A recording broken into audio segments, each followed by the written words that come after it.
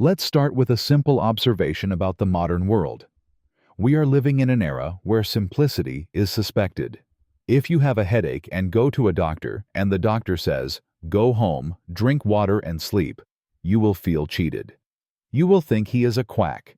You want him to order an MRI to do blood tests to prescribe a long prescription with unpronounceable Latin names.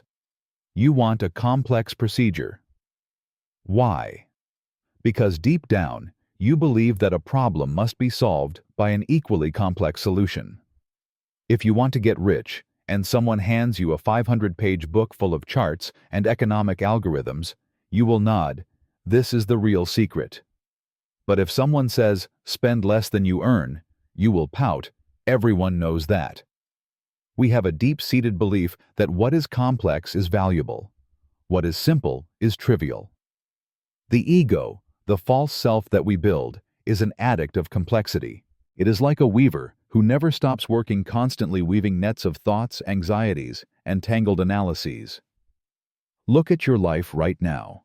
How many apps do you have on your phone to manage life? How many plans? How many goals? How many worries about the future do you have? How much time do you spend analyzing a message from someone else? He put a period at the end of the sentence. What does that mean? Is he angry? We turn life, which is inherently a natural flow like breathing, into an advanced calculus problem that we have to solve every day. We pull our hair out, we stress, we lose sleep, and strangely, we are proud of that stress. We consider the busyness and complexity of our lives as a badge of honor. But stop for a moment. Look out the window. Look at the tree. Does the tree need a 5-year strategic plan to grow? Does it need a briefing meeting every morning to decide which branch grows in which direction? Does it get depressed, fearing that next spring it won't be green enough? No, it simply grows. It absorbs water, it catches sunlight, and it spreads its leaves. A biological operation of immense complexity, yet utterly simple in its existence. Your soul, or your original face. The true nature inside you is just like that tree. It loves simplicity.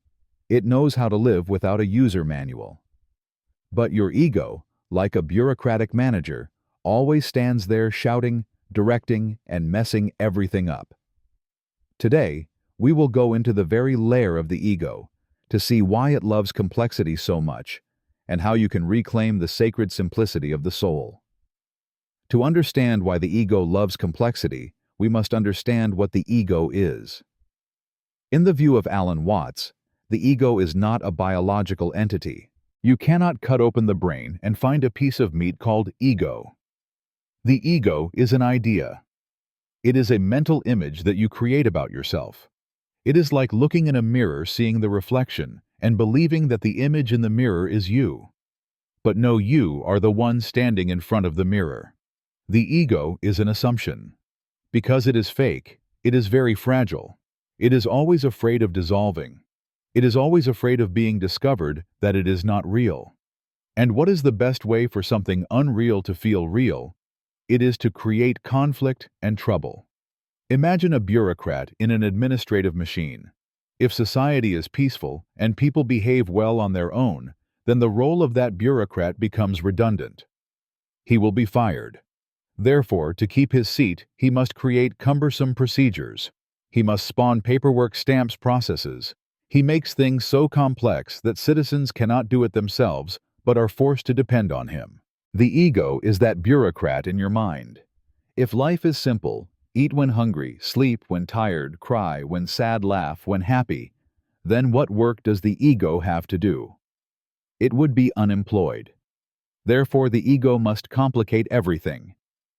Instead of just eating when hungry, the ego creates complex diets, calorie counting, worries about gluten, about GMOs, about the ethics of eating meat.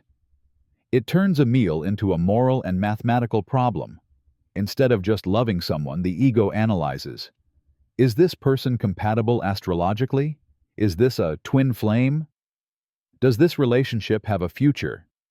It turns love into a strategic chess game. The main operating mechanism of the ego is measurement and fragmentation.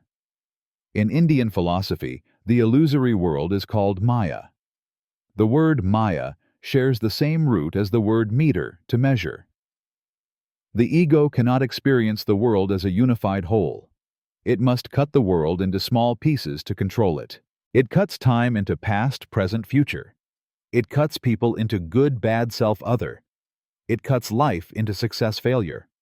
The more it cuts, the more fragmentary and complex the world becomes, like holding a beautiful crystal vase and smashing it into 1,000 pieces. Now you have thousands of sharp fragments that need to be handled, sorted, glued back together. The ego loves that pile of fragments. It says, "Look how busy I am. I am trying to glue life back together. Look how important I am." But the soul looks at the pile of fragments and smiles, shaking its head. The soul knows that the vase never needed to be broken in the first place. The soul loves wholeness, and wholeness is always simple. The most effective tool the ego uses to create complexity is language and linear thinking. Alan Watts often said, "We confuse the menu with the meal. We confuse the map with the territory." Reality, or what is incredibly alive, multidimensional, and fluid. You cannot capture a stream with a bucket, because once the water is in the bucket, it is no longer a flowing stream, it is stagnant water. But the ego wants to capture the stream. It wants to frame life. So it uses words. It labels everything. You look at a flower. Your soul simply sees the flower. A direct, vibrant, and complete experience. No words needed. But the ego jumps in. "Ah, this is a rose. It is red. It belongs to the Rosaceae family. It symbolizes love. It is beautiful, but it has thorns. I should take a picture for Instagram. What caption should I write?" Boom.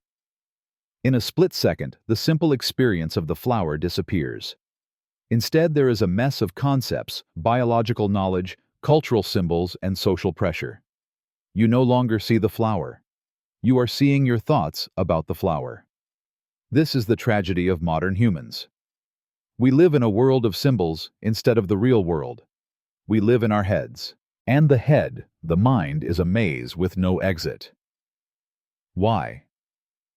Because thinking has the characteristic of self-reflexivity.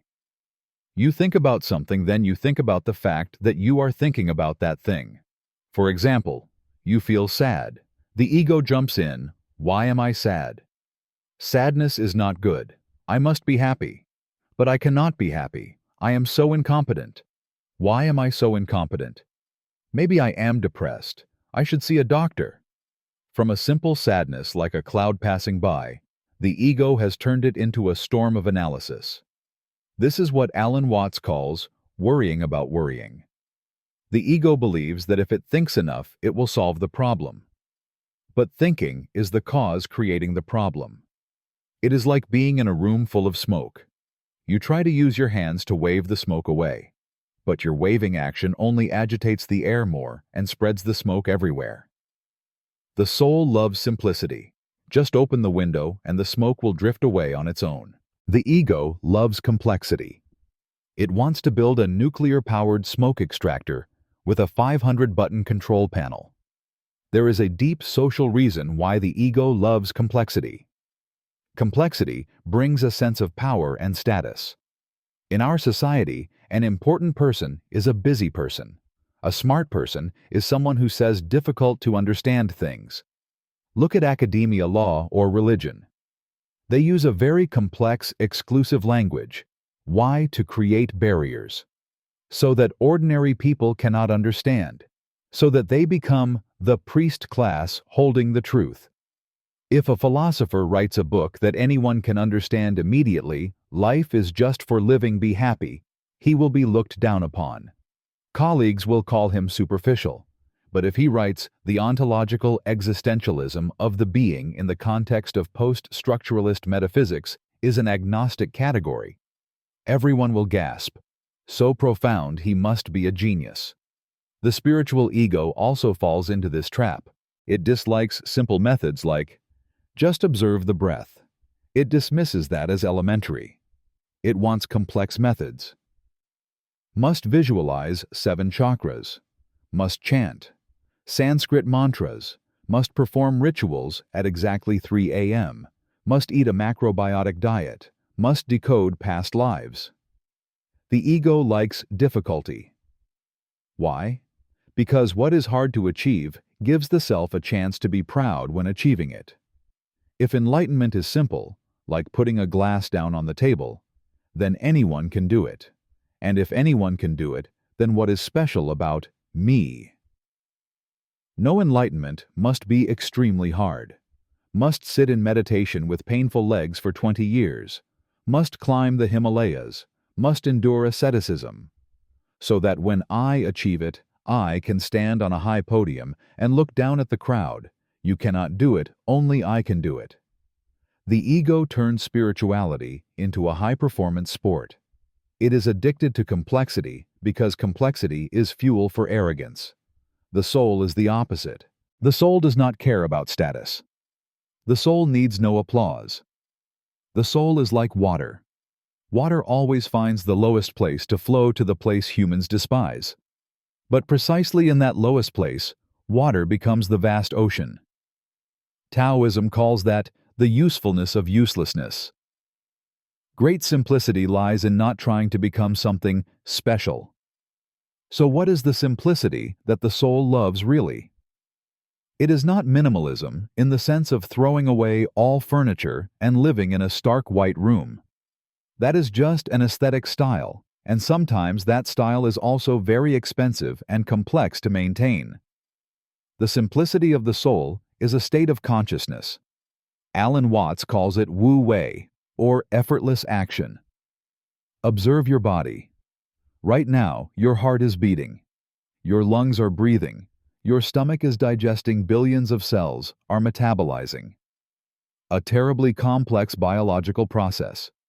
If you gave your ego control over it, you would die immediately. You wouldn't know which heart valve to open first, which enzyme to secrete next. But the soul, the natural intelligence of the body, does all those things fluidly without thinking, without effort. Simplicity is letting nature operate through you. The ego loves complexity because it believes it must control everything. It is like a boatman trying to use oars to row against the river. He is tired, stressed, calculating every stroke. The soul loves simplicity because it knows how to let go and let the river carry it. It still steers the boat, but it uses the power of the water, not its own muscle power. Simplicity is when you are hungry, you eat. You don't eat concepts of nutrition, you eat food. Simplicity is when you work, you work. You don't work while worrying about the result or comparing yourself to colleagues. Action and actor merge into one. In Zen, there is a story about the centipede. The centipede has 100 legs, and it walks very gracefully. One day a toad asked it, "Hey, Mr. Centipede, how do you know which leg to move first, which leg to move next? How do you manage 100 legs so well?" The centipede started thinking. Yeah, how do I do it? It started analyzing. It started trying to control each leg with consciousness. And what was the result? It tripped and could not walk anymore. The ego is the toad paralyzing the centipede with complex questions. The soul is the natural walking ability of the centipede before it started thinking. How do we escape the complex maze of the ego and return to the simplicity of the soul? Lao Tzu calls this process returning to the uncarved block. When we are born, we are an uncarved block of wood. Simple, infinitely potential, without fixed shape. Society, education, and the ego start carving that block. We become vases, statues, complex tools full of functions and prejudices. Returning to simplicity is not learning something new. It is a process of unlearning. Unlearning the need to understand everything. The ego wants to understand the universe with logic. But the universe is larger than logic. Accept the mystery. Accept that there are things you don't need to label, don't need to explain. Just feel it. Instead of analyzing the sound of falling rain sound frequency, water volume, just hear the rain. Let that sound pass through you. That is simplicity. Unlearning the need to become special. Accept being an ordinary person. Alan Watts says enlightenment is the feeling that there is nothing special. When you no longer try to prove you are smart, wholly successful, the 1,000-pound burden on your shoulders falls off. Life becomes weightless. You can enjoy washing dishes, sweeping the floor, drinking tea, because you no longer consider those things trivial. You see the magic in the ordinary. Practice the gap. The ego fears empty space. It fills time with thoughts, with phones, with music, with work. For the soul to speak, you need to create gaps. Try sitting still for 5 minutes doing nothing. Not meditating in the sense of trying to concentrate. Just sit, like a cat sitting in the sun. At first, the ego will scream. It will throw dozens of anxious thoughts at you. Do not fight. Watch them like clouds passing by. Do not invite them for tea. Gradually, the clouds will dissolve, and the blue sky of simplicity will appear. Finally, we do not need to destroy the ego or deny complexity completely. Complexity has its beauty. A Beethoven symphony is very complex and beautiful. A computer processor is very complex and useful. The problem lies not in complexity, but in the fact that we are lost in it. We forget the foundation. Imagine life as a piece of music.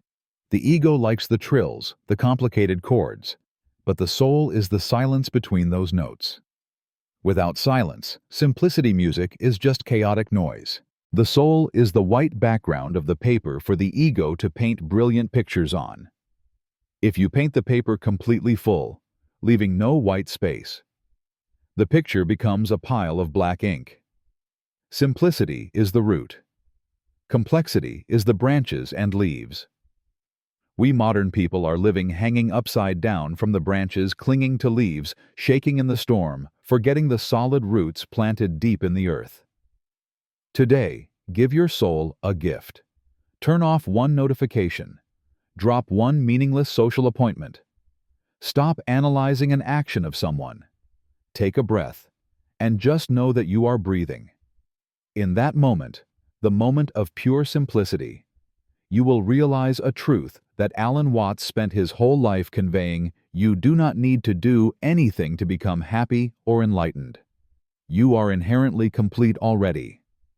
The universe did not make a mistake when creating you. Complexity is the game of hide and seek you are playing, but simplicity is the home you can always return to. And that home, miraculously, is always right here, right now, in this breath. Welcome home.